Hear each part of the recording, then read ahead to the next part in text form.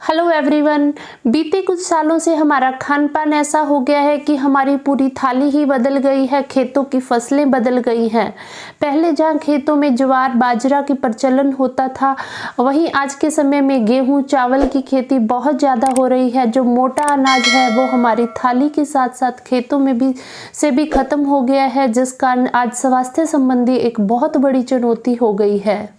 मोटा अनाज जो है ये खराब मिट्टी में भी हो जाता था, इतने इसको कीटनाशकों की भी ज़रूरत नहीं होती थी और हमारी सेहत के लिए भी यह बहुत ज़्यादा फायदेमंद है। आज एक बार दोबारा से मोटे अनाज का प्रचलन हो रहा है। बड़े बड़े डाइटिशियंस होते हैं, वो भी कह रहे हैं कि आप बाजरे की जो है प्रयोग करना शुरू करें, आपका वेट लॉस होगा। आप अपनी हेल्थ के लिए, आजकल ग्लूटेन की एलर्जी शुरू हो गई है, लोगों को गेहूं से एलर्जी होती जा रही है, तो बार बार पुराने अनाज की तरफ, मोटे अनाज की तरफ प्रचलन आता जा रहा है। लोग बाजरा, मकई, ज्वार, जौ की तरफ दोबारा जा रहे हैं क्योंकि वो सेहत के लिए फायदेमंद थे। तो मोटे अनाज की पैदावार ना सिर्फ किसानों के लिए फ़ायदेमंद है बल्कि हमारे स्वास्थ्य के लिए भी फ़ायदेमंद है। ये कम पानी में, ज़्यादा टेम्परेचर वाले एरिया में और बहुत कम कीटनाशकों के उपयोग से आसानी से उग जाते हैं। वहीं जो गेहूं है, चावल है, ये एक बार तो बेनिफिट दे जाते हैं, किसानों को प्रॉफिट दे देते हैं, लेकिन बाद में इसके जो ज़मीन पर भी इसके साइड इफ़ेक्ट्स आते हैं और इनमें कीटनाशकों का इतना ज़्यादा प्रयोग हो रहा है कि एक तरह से स्वास्थ्य के साथ यह खिलवाड़ है। मोटा अनाज जो है, ज्वार बाजरा, ये बहुत सारे पोषक तत्वों से भरा हुआ है। बाजरा जो है आयरन से काफ़ी ज़्यादा रिच होता है, कैल्शियम काफ़ी ज़्यादा रिच होता है। आज के समय में बाजरे की रोटी अगर सर्दी में ली जाए या बाजरे की खिचड़ी ली जाए तो वो बहुत ज़्यादा फायदेमंद रहती है। शुगर के मरीजों के लिए तो बाजरा बहुत ही फ़ायदेमंद होता है। जो शुगर के मरीज होते हैं उनको गेहूं चावल की रोटी तो मना की जाती है, अगर वो मिक्स लेते हैं तो वो ज़्यादा फ़ायदेमंद है। तो बाजरे का अगर प्रयोग किया जाता है, आज के समय में हमारे देश में बहुत सारे मधुमेह, डायबिटीज़ के रोगी हैं, अगर बाजरे की रोटी का इस्तेमाल करते हैं तो काफ़ी फ़ायदेमंद है, इसीलिए इसे सुपर फूड माना गया है।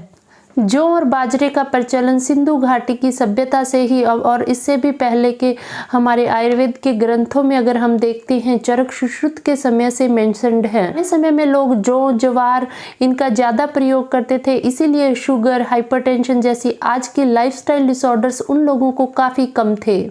और महिलाओं में खून की कमी भी बहुत कम पाई जाती थी क्योंकि वो लोग सुपर फूड, हमारे मोटे अनाज का जौ ज्वार बाजरा का प्रयोग करते थे, जिनमें कि कैल्शियम आयरन बहुत ज़्यादा है, जो कि गेहूं की रोटियों में कभी नहीं मिलता।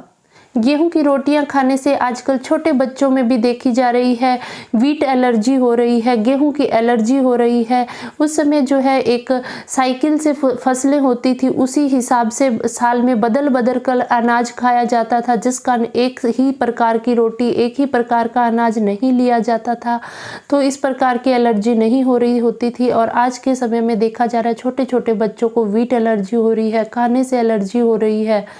तो ये हमारा जो साइकिल है वो ही डिस्टर्ब हो गया है, जिस कारण यह दिक्कत आ रही है।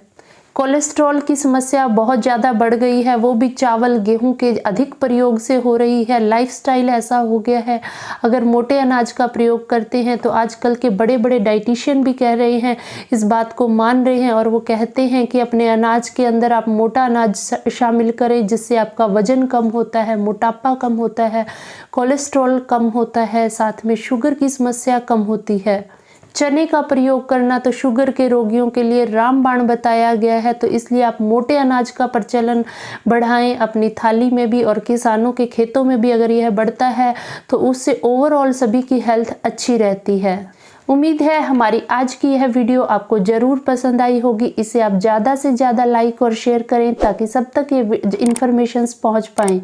अगर अभी तक आपने हमारे चैनल को सब्सक्राइब नहीं किया है तो इसी प्रकार की और भी वीडियोस देखने के लिए हमारे चैनल को ज़रूर सब्सक्राइब कर लें। आयुर्वेद अपनाएं, स्वस्थ रहें। फिर मिलते हैं अगले वीडियो में नए हेल्थ टॉपिक के साथ।